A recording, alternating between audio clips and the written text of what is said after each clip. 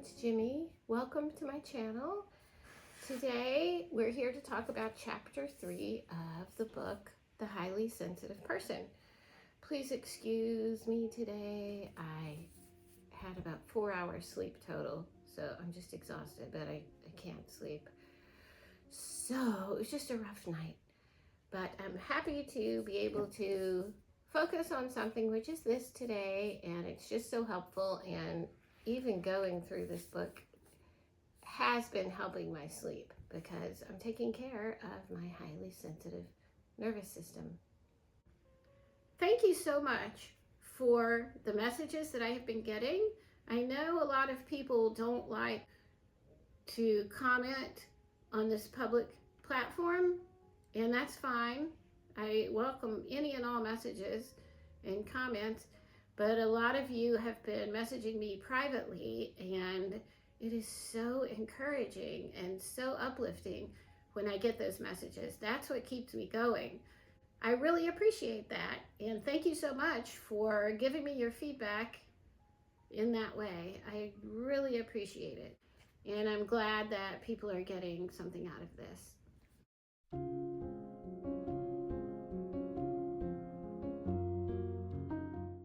The first two chapters, which you can see in videos below, are the facts about being highly sensitive, was the first chapter. The second chapter is digging deeper, understanding your trait for all that it is. So we went through those, and even the introduction and the preface had a lot of information. So if you're just joining us, go back and watch those. Elaine Aron's The Highly Sensitive Person, and I will leave that in the link below. And as always, there's a link to the highly sensitive test to see if you might be highly sensitive. You never know. It's a good place to start. So chapter 3, it's called General Health and Lifestyle for HSPs, Loving and Learning from Your Infant Body Self. So it starts with, in this chapter, you'll learn to appreciate your highly sensitive body's needs. Since this is often surprisingly difficult for HSPs, I have learned to approach it through a metaphor, treating your body as you would an infant. And I really resonate with that because just pursuing self-care and having certain health issues over my 61 years. 61? Am I 61? No, I'll be 61 in October. See? The sleep deprivation showing up. I'll be 61 next month. But anyway, through my 60 years of living with myself, and in the past 10 or so years really trying to embrace self-care at a deeper level because of health issues and stuff, one of the main things I tell myself every day, and I tell my children this too, my adult children, to treat themselves like they would a child, as far as like when they're sick. What would you give to, if you had a child, what would you give to that child? If a child comes to me and doesn't feel good that day, what am I going to do for that child? And do that for myself.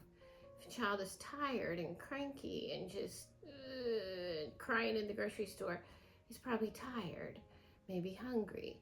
So we say, what would we do for that child? And then we do that for ourselves. That's how I interpret it. There is this acronym I learned at one point, and it's called HALT, H-A-L-T. I think it's big with the 12-step groups. So when we're feeling bad or angry or just not right, we stop, we halt, and we look at H, am I hungry? A, am I angry? L, am I lonely? And then the T is for tired. Halt. And I think they may have added another letter on at the end for something else, but I can't remember that right now. So when we're feeling overwhelmed or overstimulated or anything, we say halt. Then we check each one of those things, starting from the top, because hunger is usually the most important thing. We check each one of those things in order and take care of those things. And a lot of times that will solve our unease. So, and here she talks about hunger. Hunger is yet another stimulus from inside. Besides arousing one further, it produces a diminution of the biochemical substances necessary for the usual calmer functioning of the nervous system. She said her research indicates that hunger has an especially strong effect on HSPs. Taking good care of a highly sensitive body is like taking care of an infant. So hunger is the number one thing for an infant usually.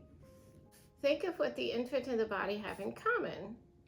First, both are wonderfully content and cooperative when they are not overstimulated, worn out, and hungry. Second, when babies and sensitive bodies really are exhausted, both are largely helpless to correct things on their own. The baby you relied on a caretaker to set limits and satisfy your simple basic needs, and your body relies on you to do it now. Both also cannot use words to explain their troubles. They can only give louder and louder signals for help or develop a symptom so serious it cannot be ignored. And I feel like that's where I am, because my body's speaking to me with this insomnia, which is chronic, and I'm trying to find out what my body is telling me, what I need to do to take care of it so it can sleep well. And this paragraph, this is on my page 43, and it's under the subheading, Why the Infant Body Self, the last paragraph. And I'm going to read it, but I'm going to change it to I statements. So this, I was looking at this and thinking that would be good for me to tell myself. Okay. My infant body self is an expert on sensitivity. I have been sensitive from the day I was born.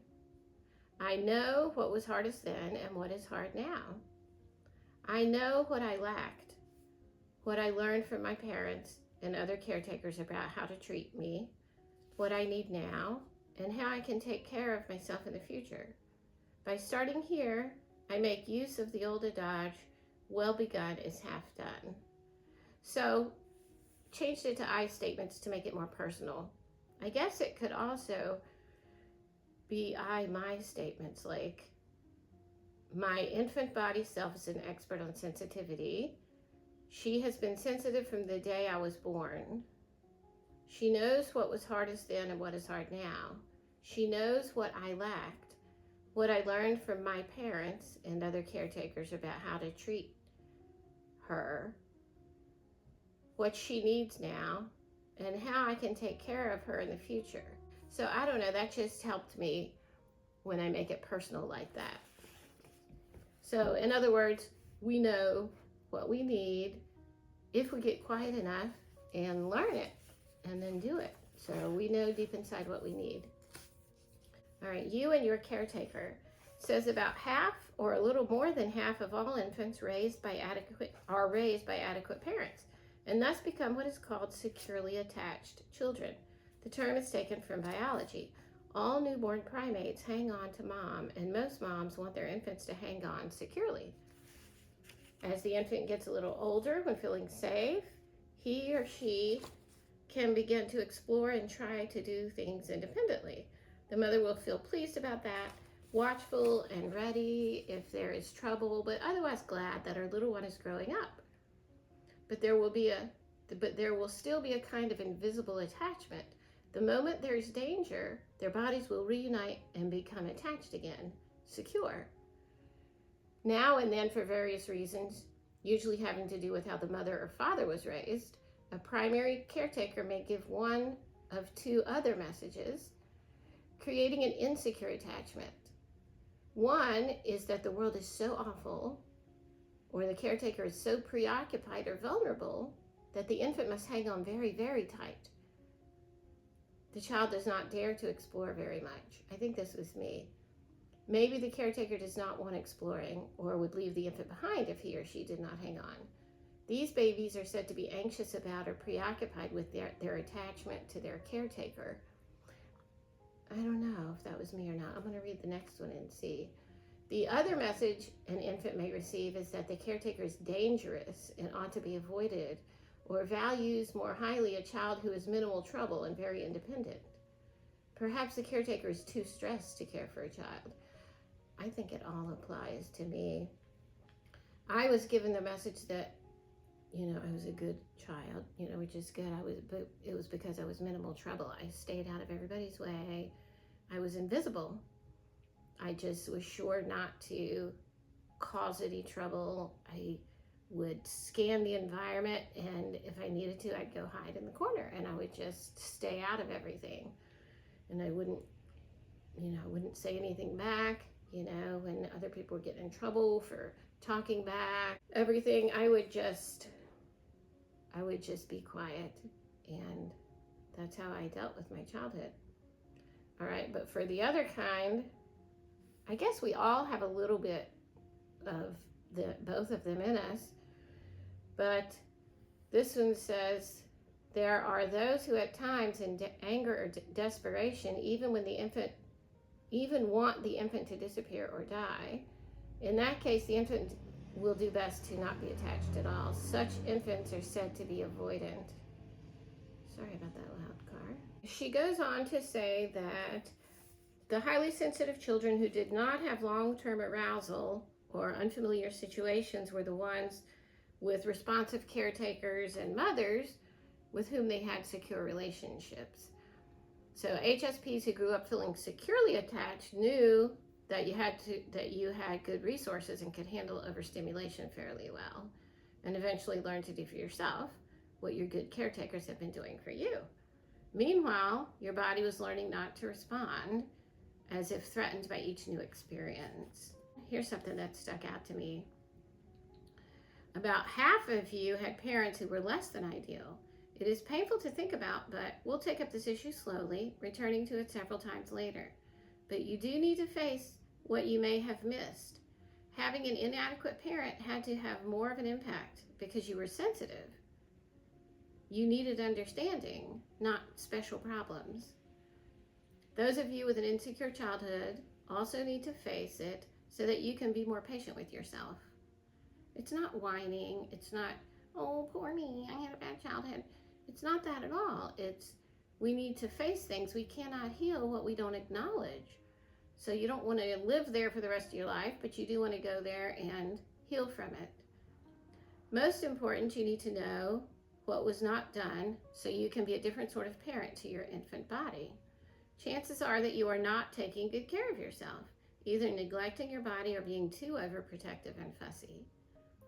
It is almost surely because you are treating your body as your not so great first caretaker once took care of you, including overreacting in the opposite way to that experience. So let's see exactly what a good caretaker and not so good caretaker of an infant body is like. It talks about a good enough mother in her holding function manages things so that her baby is not overstimulated. She senses how much stimulation is welcomed and can be tolerated. An adequate holding environment leaves the baby free to develop in a state of being. The infant does not always have to react. I had to take a break. My son got up and was getting ready for school.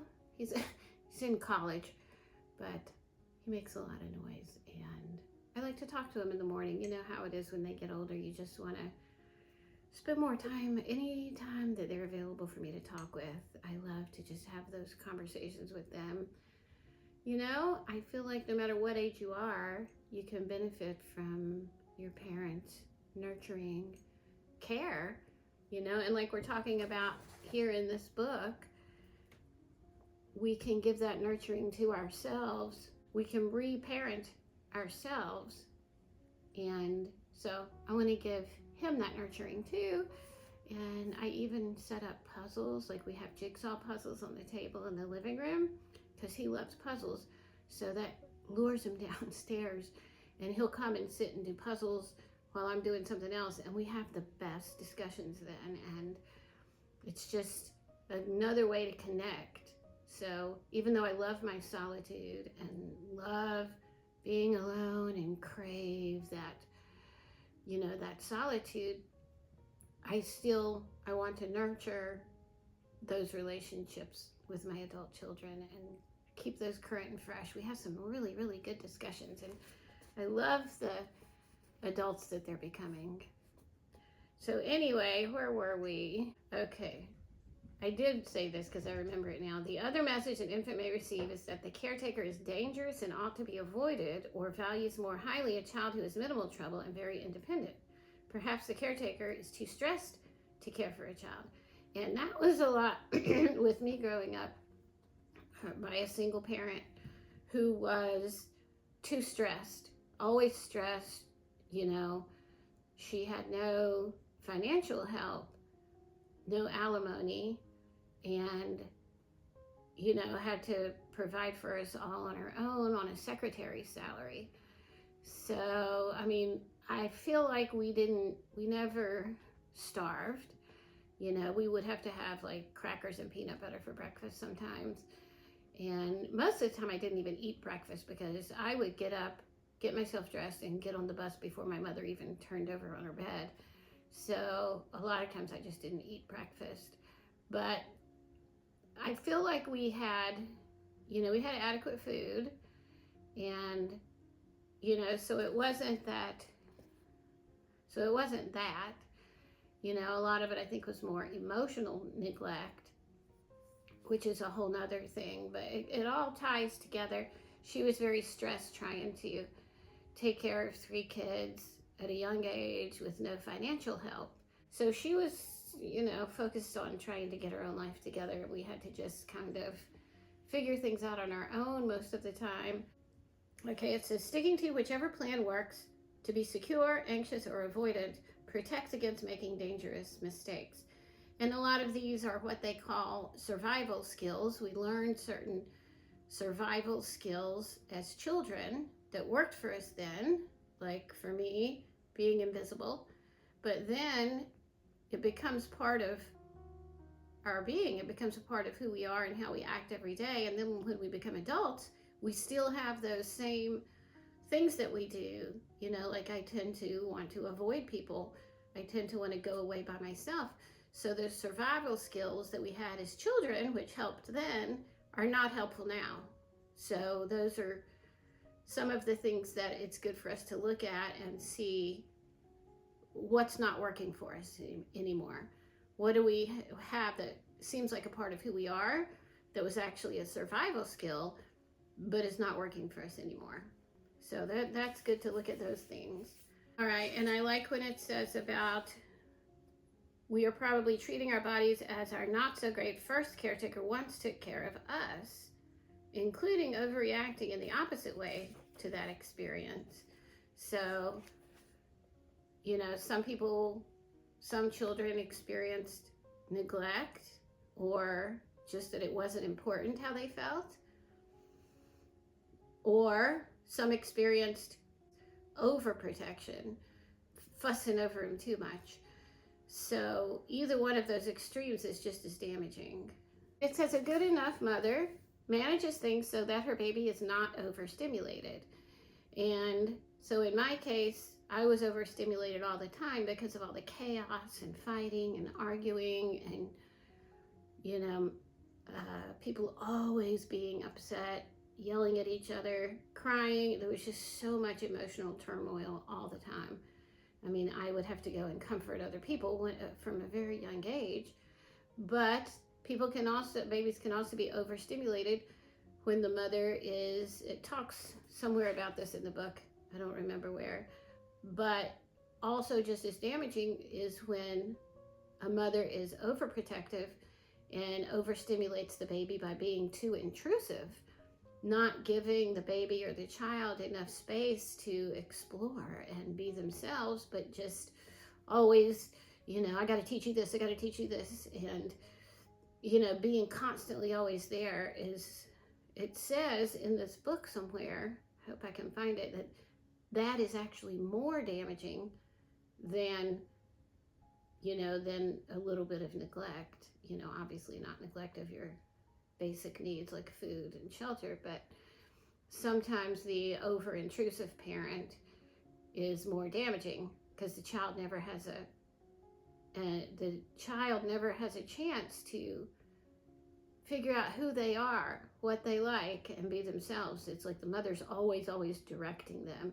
So that's more damaging. I did not have that, thank goodness. And when we were at home alone, I loved those times. I was able to be me. So I do appreciate that about my childhood. Okay, it says when the infant / body is intruded upon or neglected, or worse, abused, stimulation is too intense for the infant / body self. Its only recourse is to stop being conscious and present, thereby developing a habit of dissociating. Yeah, there's no A in it. Dissociating as a defense. And that's probably what I did, dissociate, when I'd go sit in the corner or go just hide and try to be invisible. Overstimulation at this age also interrupts self-development. That's what's wrong with me. All energy must be directed toward keeping the world from intruding. Ah, yes. The whole world is dangerous. That's how I felt. The whole world is dangerous. Okay, now let's consider a little later age when you were ready to explore, if you felt safe.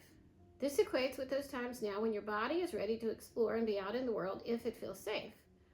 And this is so true and so interesting and resonated with me. And this is just what I was talking about before. Here it is. At this stage, an overprotective caretaker probably becomes a greater problem for a sensitive infant body than a neglectful one. That was it. During infancy, or when we're feeling very delicate, constant intruding and checking on the infant are sources of overstimulation and worry. It's like that worry transfers, that tension and worry and transfers onto the baby. At this stage, anxious overprotection inhibits exploring and independence. An infant constantly watched cannot function freely and confidently. So I did not have that, so I am grateful for that. But I know people who did. For example, just a little time feeling hunger and crying or feeling cold and fussing helps an infant know his or her own wants. If the caretaker is feeding the infant before it is even hungry, it loses contact with its instincts. So, yeah, the intuition is kind of not developed. The instincts and intuition is not developed because somebody's always there taking care of it. And if the infant, like my husband, like with the kids, he over helps. He's always there trying to do things for them, and I have to stop. No, it's okay.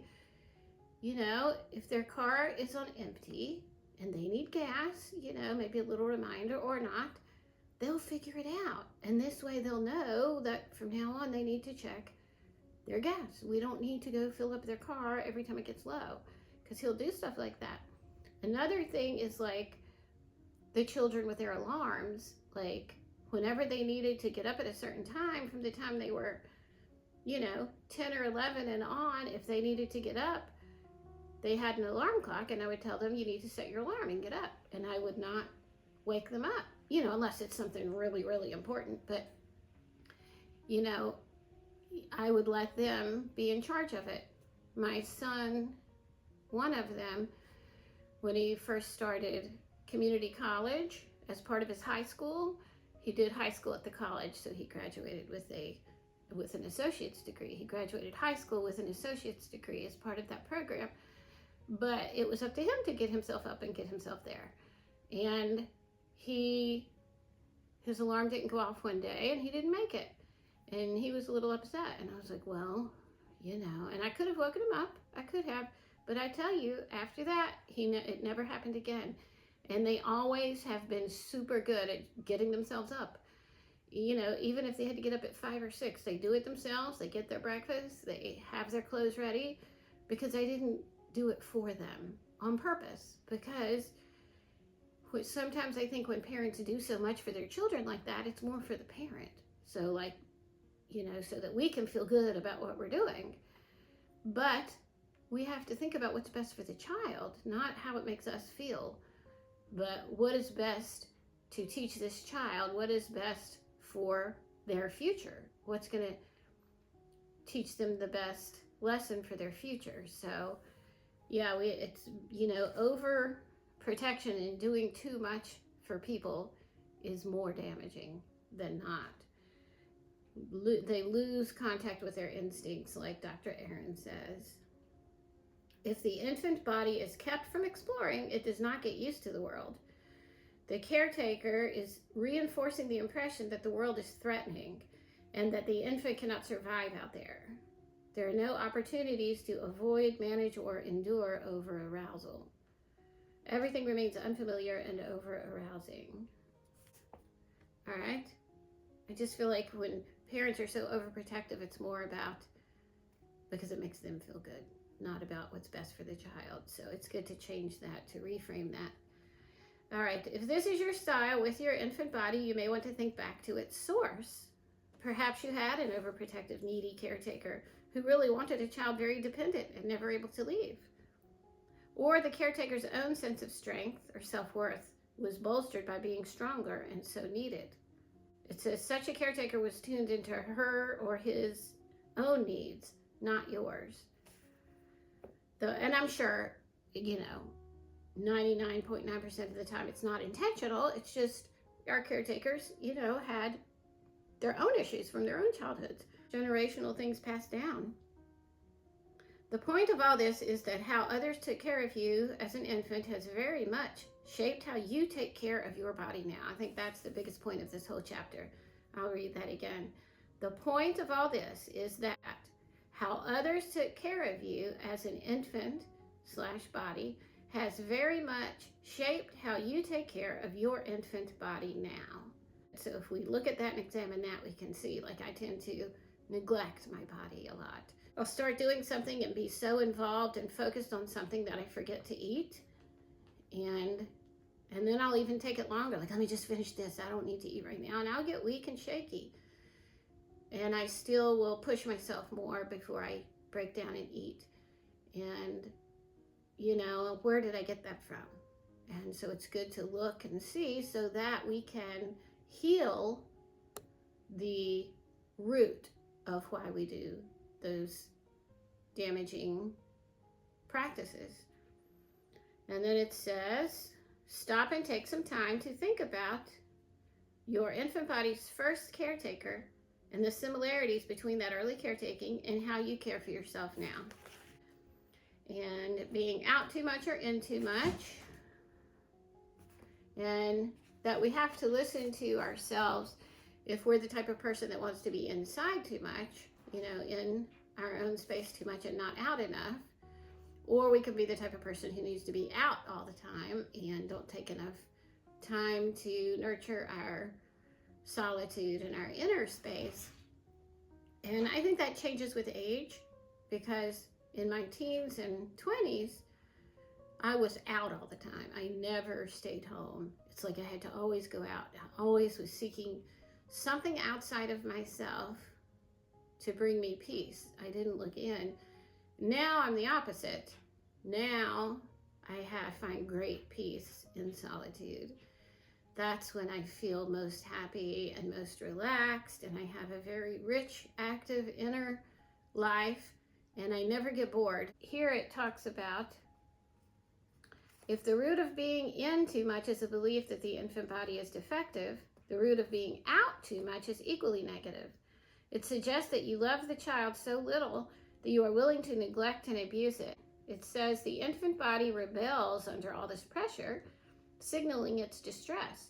In response, we find ways to toughen it or to medicate it into silence. So the chronic stress-related symptoms arise, like digestion problems, check. Muscle tension, check. Constant fatigue, yes. Insomnia, yes. Migraine headaches, no, not anymore. Or a weak immune system makes us more susceptible to the flu and to colds. Stopping the abuse first requires admitting it is just that. It also helps to find what part of you is the abuser. So we do need to look at that. It says about being out too much she says, more than you would really like, more than feels good, more than your body can handle. Never mind what others have told you is too much. Some of you may be people who, at least for a period of your lives, truly belong in or out almost all the time. It feels right. Rather, I am referring to the situation where you sense you are overdoing it one way or the other and would like to change but cannot.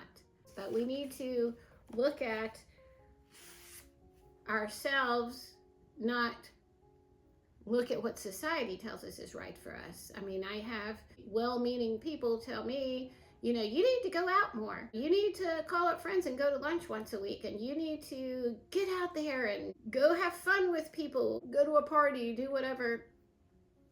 But I just don't enjoy that. So I'm not going to do that. It's like, that's good for an extroverted people. And I do go out sometimes. I went to my neighbor Valerie's party, and that was fun. And we danced, and every once in a while, but that's not my regular way of being. I don't enjoy going out a lot. And people that are out all the time, is, you need to spend some time a Sunday afternoon at home on your couch in your pajamas because you're out all the time. But maybe being out is good for that person. The point is we need to get in touch with our own inner intuition and treat ourselves as we would an infant. What is best? What is best for my body, for myself? When do I feel my best? And then we balance it out. So we have to get in touch with ourselves and our own spirits to realize what it is we most need. So, all right. And then there's a test that tells, are you too out or too in? And I actually got 14 on my score, which is a moderate score. So it says I'm not too much in or too much out. I would think I'm too much in because I really love to be in more. Okay, now I'm looking at page 53 in my book. It's under the subheading on being too out in the world. And there's a quote that really resonated with me, and it is, there is one reason HSPs drive their bodies too hard, and that is their intuition, which gives some of them a steady stream of creative ideas. They want to express them all. That is totally me. It's like I get and when I forget to eat or take care of things, it's usually because I'm in some kind of creative pursuit. I'm just so focused, and it's like I feel the energy coming out of my fingertips. I get so into what I'm doing and being creative. And it says they want to express them all our creative ideas, but it says, guess what? You cannot. You'll have to pick and choose. Doing anything else is arrogance again and cruel abuse of your body. So I do need to be more balanced. And I need to, that's one reason I love planning in the way that I do with my planning system, which is showed on other videos, and so that I can balance out my life, because I can be I could just do creative things all day and ignore everything else in the world, including myself and my own needs. So having a plan and some kind of a basic outline for my day every day is what keeps me balanced. And even if I don't follow it exactly, I can have some type of a plan and know, that I need to balance things out.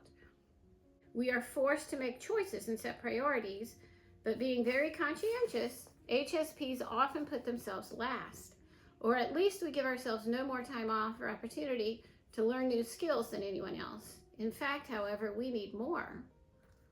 All right? Creative people need time without people. Thank you. You need to stay out there more as you age, it says. Oh, that's a bummer. But as you age, grace develops too. Your basic traits become stronger, especially if you develop all of yourself, not just your sensitivity. Here's a good quote. Be in tune with your body. It is a great gift you can use, this sensitivity to your body. It can guide you, and your opening to it will make it better. Of course, sensitive people want to shut the doors to the world and to their bodies. They become fearful. You can't do that. Self-expression is the better way. Self-expression. So that makes a lot of sense, because I do feel way better when I express myself. It releases things. I think we have, everybody, HSP or not. Oh, I didn't turn that light on. Shoot, I wonder how this is going. I just turned the light on. I realized I didn't have the light on that whole time, so I hope it wasn't too dark. I got a new light and a new tripod today. I try to learn one new thing, at least one new thing each week about improving my YouTube channel and things I need to learn about it. So last week it was buying a new tripod with a light. Anyway, it tells about the other things that we need. Rest. First, we need sleep. Oh, don't I know it? If you have trouble sleeping, make this your first priority. And it is, but I still don't. You need to plan some vacation time periodically that allows you to do nothing but sleep as much as you want. You will be surprised by how much that will be. And I have that retreat coming up, and it's not an art retreat, so I won't even have to talk to other people.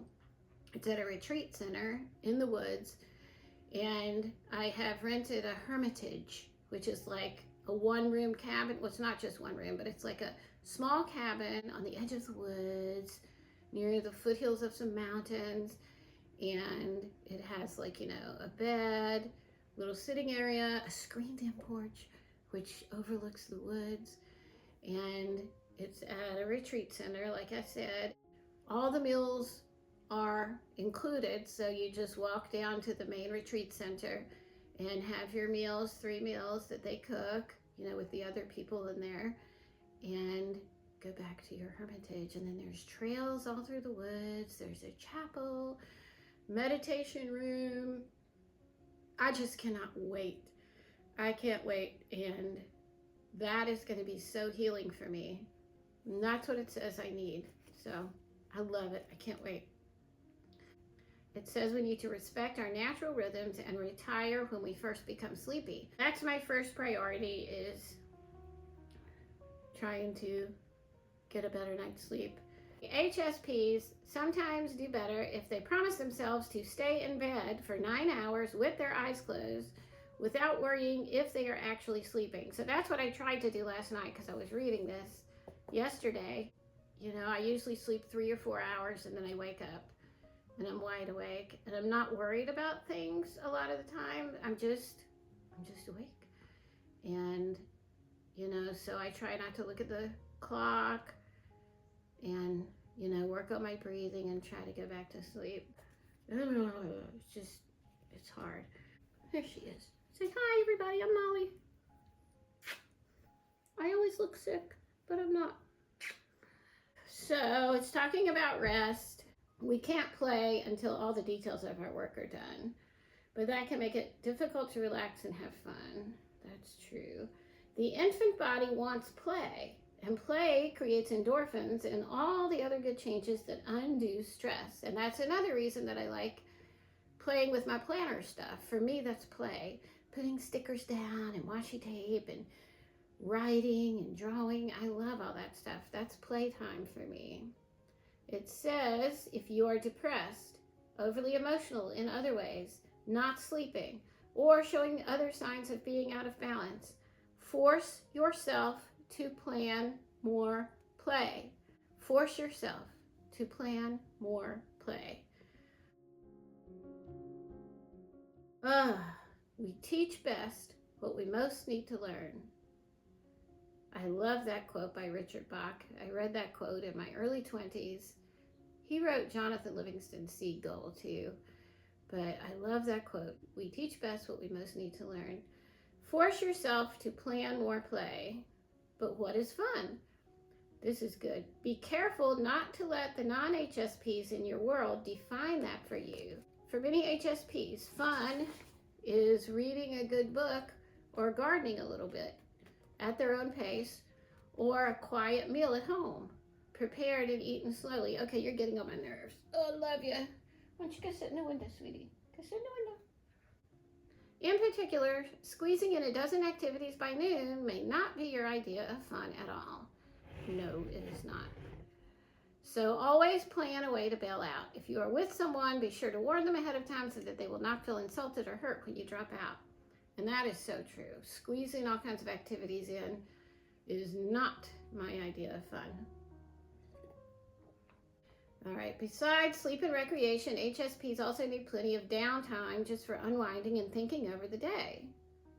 And that's true. It says sometimes we can do this while performing our daily tasks, driving, washing dishes, gardening, and I use that time to My best times when I feel the most at peace and centered is when I'm in the house alone. There's no one else's energy, but I'm getting things done too. It's like I'm washing dishes and I'm looking out the window, and I'm doing laundry at my own pace, and I stop. And Eckhart Tolle has this really good quote that I always say to myself, and it is, if what you are doing is bringing tension and stress, then you are not in the moment and you're not enjoying what you're doing. I can't remember the exact quote. That's not exactly it. I'll put the quote up here.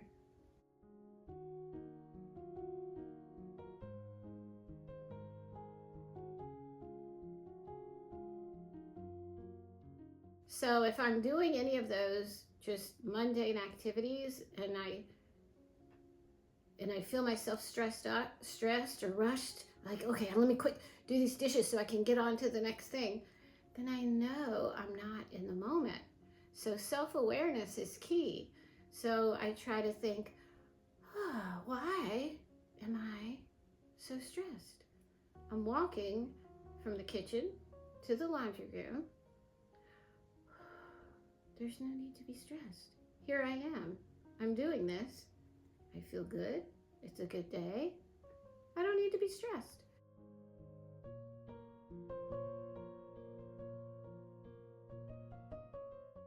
It's just, so we have to really be aware and learn how to be in the moment. It's a practice. It's a practice.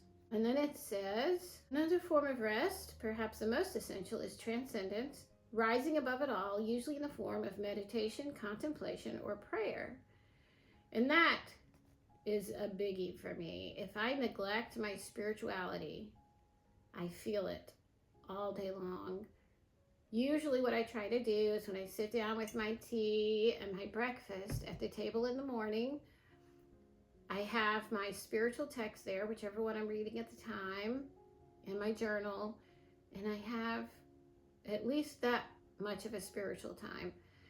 Read something that gives me a thought for the day and just sets the tone for my day. And I do enjoy yoga. That's kind of like meditation because of the deep breathing. And also just reading more spiritual text throughout the day and incorporating that into my life. When I neglect that, I can tell it, and I have been neglecting it lately, and that may be part of the reason why I didn't sleep well last night. I got too caught up in everything I was doing, and I wasn't self-aware, and that happens on the weekends a lot for me because there's so many people in my house. They all have big energy, but sometimes I feel like I'm always adjusting myself to everybody else, which is a good practice, but sometimes you just need to do what you need to do because you need to do it. Do include some meditation that has the goal of experiencing pure consciousness and involves no physical activity and no concentration or effort. This state is undoubtedly the one that provides the most deep rest while the mind is still alert. It's true. It's like being in the present moment. All right, strategies for over-arousal. Some things we can do is reframe the situation. Repeat a phrase, prayer, or mantra that through daily practice you have come to associate with deep inner calm. And that one Eckhart Tolle quote is one for me. Witness your over-arousal. Self-awareness, recognizing, oh, I'm overstimulated right now. Okay, let me breathe. Okay, why am I so overstimulated? Just recognizing it and sitting with it.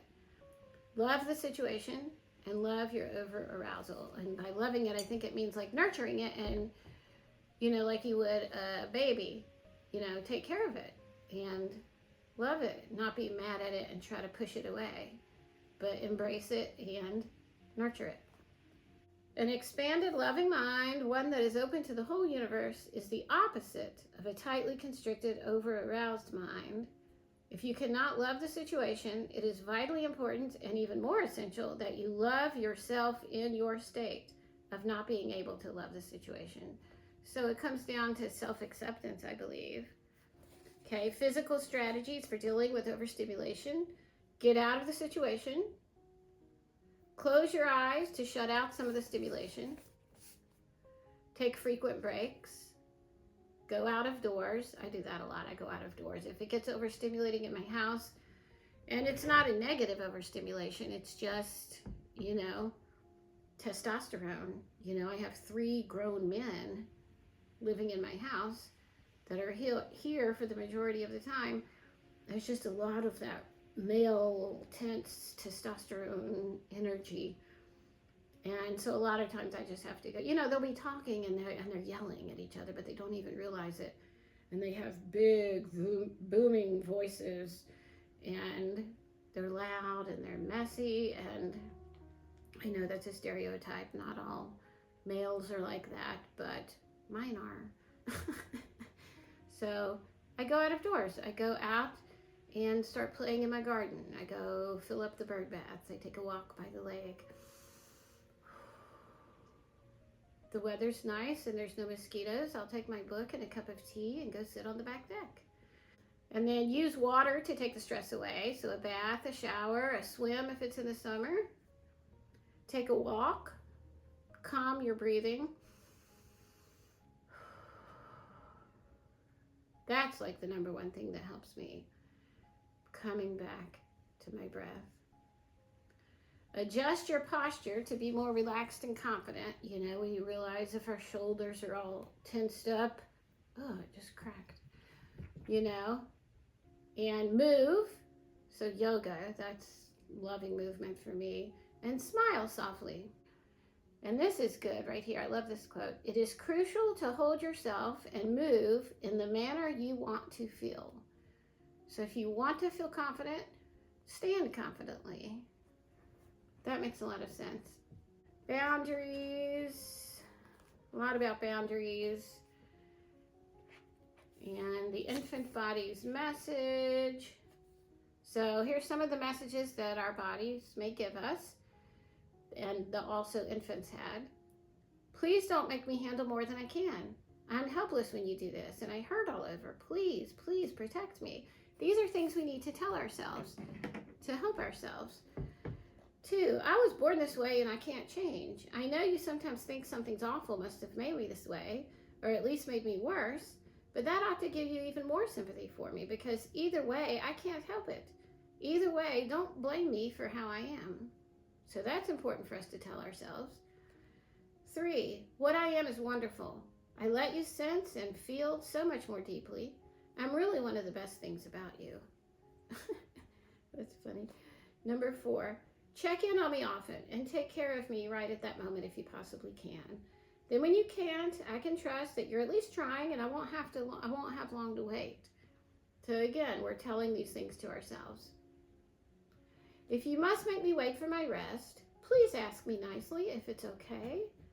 I'm only more miserable and troublesome if you get angry and try to force me. That's good. I need to do that. 6, don't listen to all the people who say you spoil me. You know me. You decide. I do need a pretty attentive regular routine, but I'm not easily spoiled. And that's good too, because people try to make you feel guilty for taking care of yourself. And we don't need to feel guilty.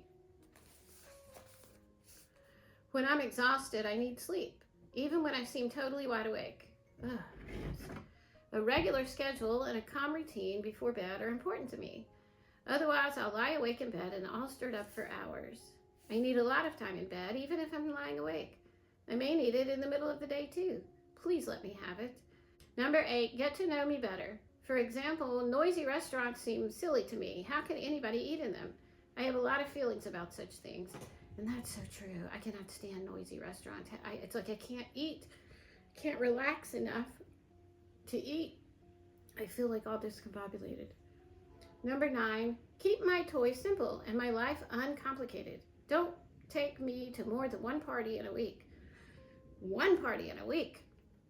Don't take me to more than one party in a month, and that seems extreme. Like it's maybe a party a year. Number 10, I might get used to anything in time, but I don't do well with a lot of sudden change. Please plan for that. Even if the others with you can take it and you don't want to be a drag, let me go slow. Number 11, but I don't want you to coddle me. I especially don't want you to think of me as sick or weak. I'm wonderfully clever and strong in my way.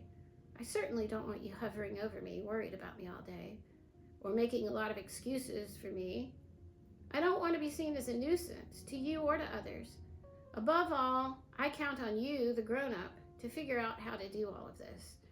And again, this is what we are saying to ourselves. I love this. Ooh, I need to write all this down in my journal. Number 12, please don't ignore me, love me. And number 13, and like me as I am. This would be a good foundation to write your own affirmations of things you say in the morning. So I think I'm going to do that in my journal. I'm going to make affirmations that I can read in the morning and maybe at night for myself. Self-talk. So that's about all of chapter 3. I love that chapter. So what I got out of it mostly is we need to care for ourselves as we would a child. We need to be aware of what our needs are, and we need to talk to ourselves in a way that is nurturing and caring and reparenting ourselves, giving ourselves what we didn't get growing up that we need. Just nurturing and loving ourselves, basically.